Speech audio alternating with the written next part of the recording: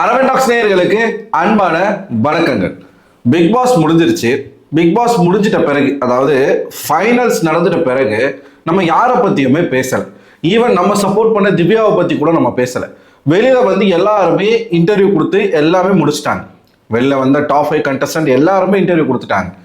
திவ்யா வந்து இன்டர்வியூ கொடுத்துட்டாங்க, கானா வினோத் கொடுத்துட்டாரு, விக்கல்ஸ் கொடுத்துட்டாரு, சாண்ட்ரா கொடுத்துட்டாங்க, எல்லாருமே கொடுத்துட்டாங்க.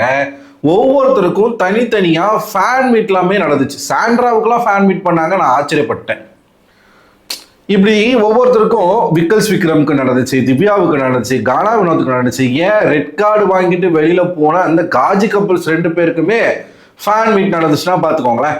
பிக் பாஸ் வரலாற்றிலேயே இந்த முறை தான் ரெட் கார்டு வாங்கிட்டு வெளில போனவங்களுக்கு வந்து ஃபேன் மீட் நடக்கிறதுலாம் இந்த கொடுமைலாம் எங்கேயுமே நடந்தது கிடையாது. சரி, நம்ம வந்து பிக் பாஸ் வந்து முடிச்சிட்டோம், நம்ம கண்டென்ட் வந்து அதை பற்றி பேச வேணாம், நம்ம பாலிடிக்ஸ் கொஞ்சம் பேசுவோம் அப்படின்னு நான் நினச்சேன். பாலிடிக்ஸை பேசவும் ஆரம்பிச்சிருக்கோம். நம்ம சேனல் வந்து ரெகுலராக ஃபாலோ பண்ணுறவங்களுக்கு தெரியும், கடைசி 2 வாரங்கள் ஃபுல்லாக சேனல் வந்து டெத்து. இப்போ வரைக்குமே அப்படிதான் இருக்கு. சேனல் கொஞ்சம் கூட பூம் ஆகலை. இருந்தாலும் பரவாயில்ல, நம்ம வந்து பாலிடிக்ஸ்ல பேசுவோம். ஏன்னா இன்னும் ஒரு 2-3 மாசத்துல 2026க்கான சட்டமன்ற தேர்தல் வருது. அது குறித்து நம்மளுடைய சில விஷயங்கள் வந்து ஒப்பீனியன்ஸ் எல்லாமே பேசுவோம். புது புது கட்சிகள் வந்து போட்டியிட போகுது. விஜய் வந்திருக்காரு. தமிழ்நாட்டில் 4 முனை போட்டி வந்து நடக்க போகுது. பாருங்க, இன்னைக்குன்னு பார்த்து ரொம்ப சுவாரஸ்யமா, அதாவது திமுகவுடைய கூட்டணி வந்து பொருந்தா கூட்டணின்ற மாதிரி பயங்கரமான சம்பவங்கள்லாம் அங்கே நடந்துகிட்டு இருக்கு. தேமுதிக போய் கூட்டணி வச்சிருக்காங்க. இதெல்லாம் நம்ம பேசுவோம் அப்படின்னு நம்ம நினைச்சா, நம்ம நண்பர்கள் வந்து நம்ம பிக் பாஸ் நண்பர்கள் இருக்காங்க இல்லையா, அவங்க நமக்கு ஒரே கிளிப்பிங்ஸா அனுப்பிட்டே இருக்காங்க. என்னடா இது கிளிப்பிங்ஸ் ஓபன் பண்ணி பார்த்தா இந்த பீடையும் இன்னொரு பன்னாடையும் இன்னும் திருந்தல மாமா அப்படிங்கிற மாதிரியான ரீல்ஸா நமக்கு அனுப்பிக்கிட்டு இருக்காங்க. அதாவது இது வந்து மேபி நம்ம சேனலில் பார்க்குற ஒரு கடைசி பிக் பாஸ் சம்பந்தமான வீடியோவாக இருக்கலாம். ஒரு இன்டர்வியூ கொடுக்கறதுக்கு துப்பு இல்லை, ப்ரெஸ்ஸை சந்திக்கிறதுக்கு வக்கு இல்லை.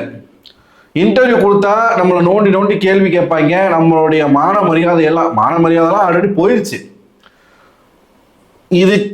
அதுக்கு பயந்துக்கிட்டு இன்டர்வியூ கொடுக்காத 2 தற்கூரிங்க உக்காந்துக்கிட்டு பாட்காஸ்ட் பண்ணுறேன்னு பார்வதி அவங்களுடைய சேனலில் பேசிக்கிட்டு இருக்காங்க வரிசையா. பிக் பாஸ் முடிஞ்சு எவ்வளோ நாள் ஆகுது. அதாவது இந்த அம்மா ஒரு ஆளுன்னு சொல்லிட்டு இந்த அம்மாவை அவங்க சேனல்லயே வேற ஆட்கள் வந்து இன்டர்வியூ எடுக்கிறாங்க. இது பத்தாதுன்னு சொல்லிட்டு இந்த காஜி கப்புள்ஸ், கவர் கப்புள்ஸ் 2 பேரும் உட்காந்துக்கிட்டு ஒரு 4 நாளா பாட்காஸ்ட் பண்றோம் அப்படின்னு சொல்லி அந்த பிக் பாஸ் வீட்டுக்குள்ள நடந்த சம்பவங்களை, அதாவது தங்களை என்னமோ பெரிய சூப்பர் ஹீரோஸ் மாதிரி நினைச்சுக்கிட்டு, மற்றவெல்லாம் டம்மி பீஸு, நம்ம தான் இந்த ஷோவையை ஓட்டணும், நம்ம தான் இந்த ஷோவையை நடத்தணும்னு சொல்லிக்கிட்டு பில்டப் மேல பில்டப். இதுக்கு முன்னாடியே நான் இவங்களை பத்தி பேசணும்னு நினைச்சேன். எப்போ பேசணும்னு நினைச்சேன் அப்படின்னா, இந்த ஃபேன் மீட் நடத்தினாங்க இல்லையா, அந்த இடத்துல பார்வதி நுனி அம்மா கிட்ட ஒரு கேள்வி கேட்குறாங்க. அந்த கார்ல இருந்து சாண்ட்ராவை தள்ளி விட்ட ஒரு விஷயத்தை பத்தி கேட்கும் போது அந்த அம்மா என்ன சொல்லுது, அதாவது அந்த அம்மாவை பத்தி பேசக்கூடாதுலாம் நிறைய பேர் நம்ம கிட்ட சொன்னாங்க, வேணாம் வயசானவங்க பேசாதீங்கன்னு. ஆனா அதான் சொல்லுவாங்க இல்லையா, எந்த குழந்தையும் மண்ணில் பிறக்கும் போது நல்ல குழந்தை தான், அந்த குழந்தை வந்து நல்லவங்களாகிறதும் தீயவராகிறதும் அன்னை வளர்ப்புரிமை. அதான் தமிழ்ல ஒரு பாட்டே இருக்கு பாருங்க, எந்த குழந்தையும் தமிழ்ல ஒரு பாட்டே இருக்கு பாருங்க, எந்த குழந்தையும் நல்ல குழந்தை தான் மண்ணில் பிறக்கையிலே, அவர் நல்லவராவதும் தீயவராவதும் அன்னை வளர்ப்பினிலே. எக்ஸாக்டா பார்வதி அம்மாவுக்கு அது பொருந்தும். பார்வதி வந்து ஒரு பிசிக்கல் வயலன்ஸ் வந்து பண்ணியிருக்காங்க. ஒரு தாயாரா என்ன சொல்லணும், அந்த மாதிரி பண்ணியிருக்க வேண்டிய அவசியம் இல்லை, பொறுமையா விளையாடி இருக்கலாம். அது அவ கேம். அதாவது இப்பதான் தெரியுது பார்வதி ஏன் இந்த அளவுக்கு மோசமா இருக்காங்கன்னு சொல்லி. என்ன பண்ணாலும் நான் வந்து இது ரொம்ப பர்சனலா போவேன்னா நினைக்கிறேன். பார்வதி ஒருத்தரோட தப்பே பண்ணிட்டு வந்தாலும் அதுக்கு முட்டு கொடுக்கறதுக்கு வேற யாரும் வர மாட்டாங்க, பார்வதி அம்மா வந்து நிற்பாங்க. அதை பெருமையா பேசுது அந்த அம்மா. அவ வந்து அவளோட கேமு அது வந்து டிஃபெண்ட் தானே பண்ணா, அவ வந்து அவளோட கேமுக்காக தானே விளையாண்டா. கீழே தள்ளி விடுறது ஒன்றும் பெரிய விஷயம் இல்லையே.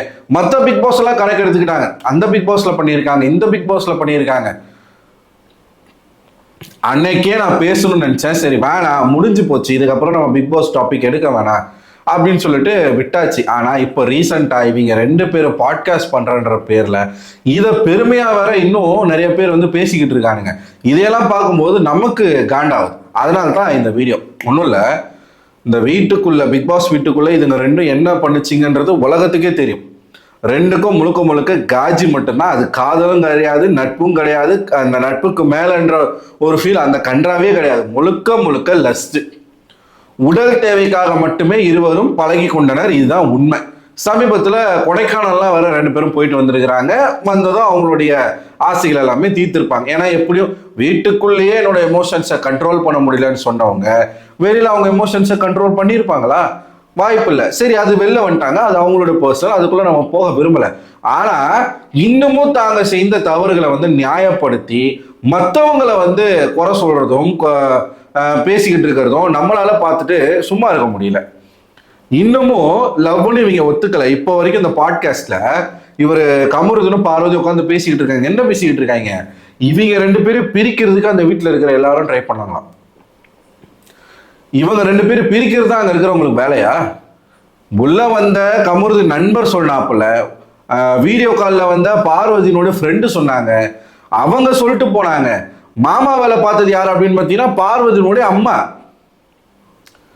அங்க இருக்கிறவங்க எல்லாம் அவன் வேலையெல்லாம் பார்த்துக்கிட்டு இருந்தான். ஒரு பிரச்சனைன்னு வரும் பொழுது பார்வதினால கமருதன் அஃபெக்ட் ஆகும் போது மட்டும்தான் வினோத்தும் சரி திவ்யாவும் சரி இவளால தான் உனக்கு வந்து லைஃபே ஸ்பாயில் ஆகுதுன்னு சொன்னாங்க.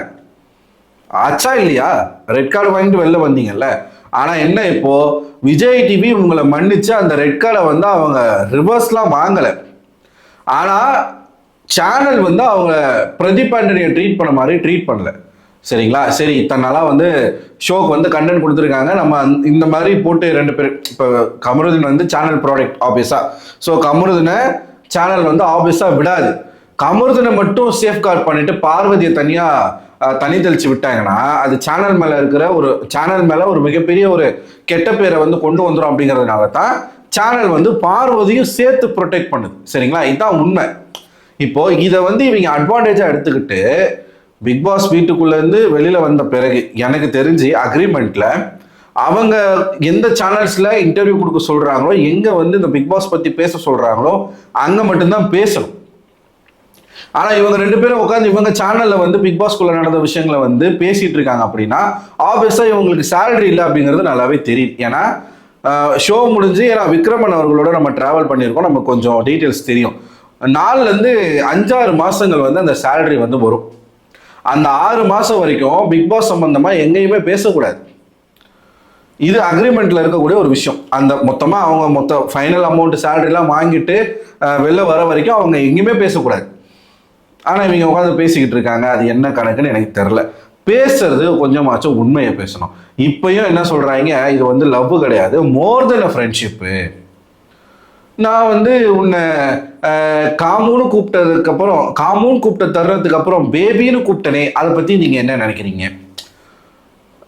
இதெல்லாம் பேசிக்கிட்டு இருக்காங்க. நம்ம வந்து அங்க சண்டை போட்டோமே, அதை பத்தி நீங்க என்ன நினைக்கிறீங்க? இங்க வந்து இதை பண்ணோமே, இதை பத்தி நீங்க என்ன நினைக்கிறீங்க? இந்த அன்வான்ட் டச்சுன்னு தான் நான் சொல்லியிருக்கேன், நான் பேட் டச்சுன்னு சொல்ல அப்படின்னு ஒரு பேச்சு. ஏன் இதை பத்தி மட்டும் பேசுறீங்க? ஆக்டிவிட்டி ஏரியாவில் நம்ம 2 பேரும் கசமுசா பண்ணோமே, அதை பத்தி என்ன நினைக்கிறீங்க? பாத்ரூம் ஏரியாவில் போய் நம்ம 2 பேரும் கசமுசா பண்ணோமே, அதை பத்தி என்ன நினைக்கிறீங்க? டீச்சர் கேரக்டர் போட்டு ஸ்டூடெண்ட் வந்து நான் கட்டி பிடிச்சனே, அதை பத்தி என்ன நினைக்கிறீங்க? 2 பேரும் சோஃபால உட்காந்துக்கிட்டு அதாவது கமருதனோட கையை எடுத்து பார்வதி வைக்கக்கூடாத இடத்துல வச்சாங்களே, அதை பத்தி நீங்க என்ன நினைக்கிறீங்க? எமோஷன்ஸை கண்ட்ரோல் பண்ண முடியாம நம்ம 2 பேரும் அலைஞ்சோமே, அதை பத்தி என்ன நினைக்கிறீங்க? ஸ்மோக்கிங் ரூமுக்கு மைக்கை கழட்டி வச்சுட்டு போயிட்டு வந்தோமே, அதெல்லாம் பத்தி நீங்க என்ன நினைக்கிறீங்க அப்படின்னு உட்காந்து பேசலாம்ல.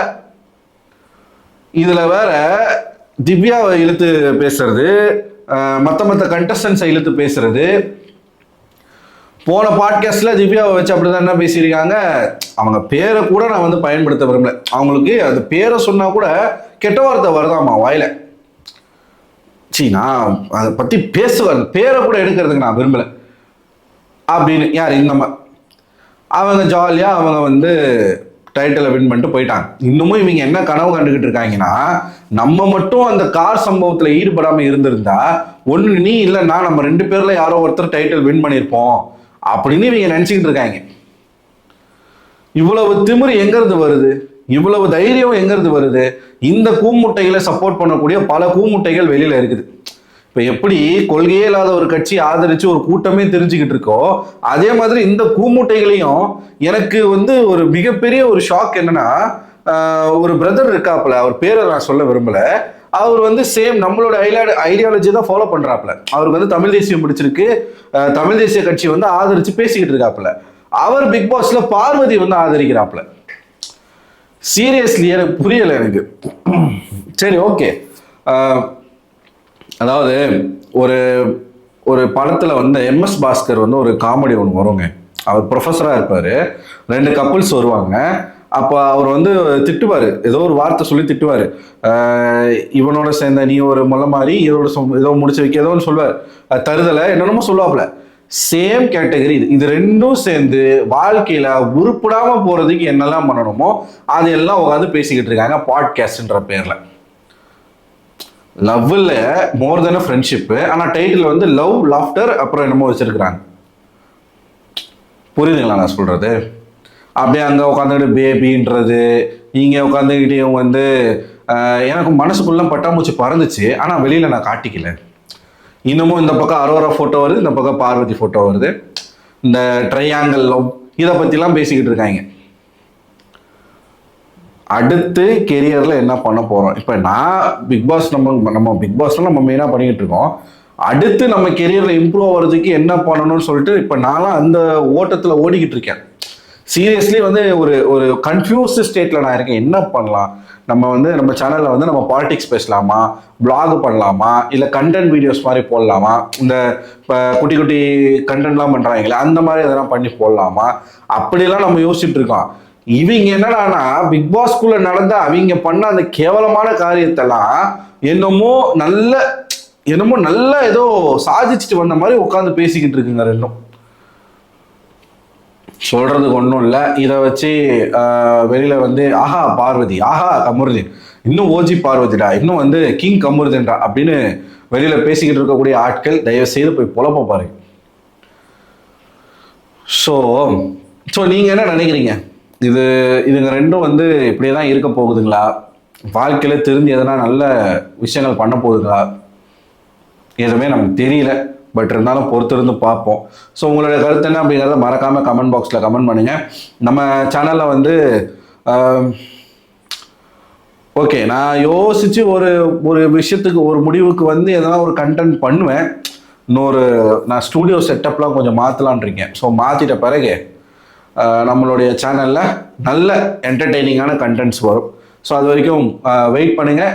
இந்த வீடியோ உங்களுக்கு பிடிச்சிருந்தா இந்த வீடியோ லைக் பண்ணுங்க, உங்க நண்பர்களுக்கும் ஷேர் பண்ணுங்க. அடுத்த ஒரு வீடியோவில் உங்களை சந்திக்கிறேன். அதுவரை உங்களிடமிருந்து விடைபெறுவது நான் அரவிந்தன்.